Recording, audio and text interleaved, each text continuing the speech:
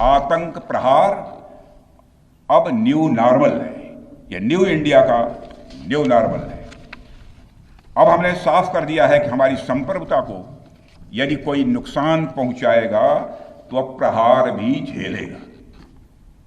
आतंकवाद का हम लाउडर और स्ट्रांगर जवाब देने के लिए तैयार हैं। आपके पराक्रम ने यह दिखा दिया है कि यह वो सिंदूर है, यह वो सिंदूर है जो श्रृंगार का नहीं बल्कि शौर्य का प्रतीक है।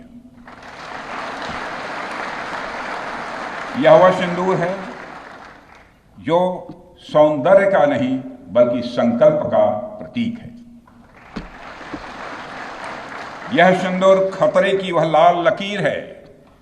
यह सिंदूर खतरे की वह लाल लकीर है जो भारत ने अब आतंकवाद के माथे पर खींच दी है। और मुझे पूरा विश्वास है कि आपके सहयोग से हम इस पूरे रीजन में आतंकवाद का समूल नाश करेंगे, ताकि कल को कोई भारत की संप्रभुता के खिलाफ आंख उठाने की हिमाकत न कर सके। साथियों, आप सब तो जानते ही होंगे कि भारत में जब भी कोई उपद्रवी तत्व होता है जिसको लेकर यह आशंका रहती है कि यह भविष्य में कुछ उपद्रव कर सकता है, तो उसको मजिस्ट्रेट एवं पुलिस द्वारा गुड बिहेवियर के प्रोबेशन पर रखा जाता है। कोई गड़बड़ करता है तो उसको कुछ समय के लिए मजिस्ट्रेट गुड बिहेवियर के प्रोबेशन पर रखते हैं। अगर वह व्यक्ति प्रोबेशन के दौरान कोई भी शरारत करता है तो उसे उचित दंड भी दिया जाता है। ठीक उसी तरह वर्तमान सीज फायर में हमने पाकिस्तान को बिहेवियर के आधार पर अभी प्रोबेशन पर रखा हुआ है। यदि उसका बिहेवियर सुधरता है तब तो ठीक, और यदि बिहेवियर में फिर से गड़बड़ी आती है तो उसको कड़े से कड़ा दंड दिया जाएगा।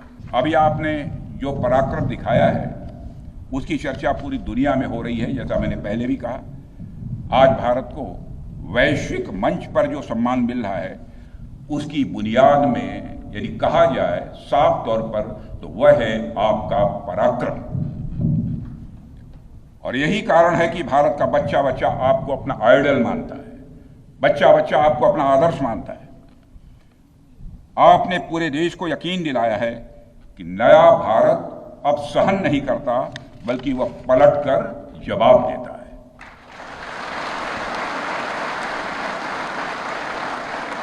साथियों, अब आतंकवाद के विरुद्ध लड़ाई केवल सुरक्षा का विषय नहीं बल्कि नेशनल डिफेंस डॉक्ट्रिन का यह हिस्सा बन चुकी है। हम आपके साथ मिलकर इस प्रॉक्सी और हाइब्रिड वॉरफेयर को जड़ से समाप्त करेंगे। रक्षा मंत्री होने के नाते यह संकल्प मैं दोहराना चाहता हूं कि ऑपरेशन सिंदूर अभी खत्म नहीं हुआ है। जो कुछ भी हुआ है वह सिर्फ एक ट्रेलर मात्र था। अब जब भी सही समय आएगा तो हम पूरी पिक्चर भी दुनिया को दिखाएंगे।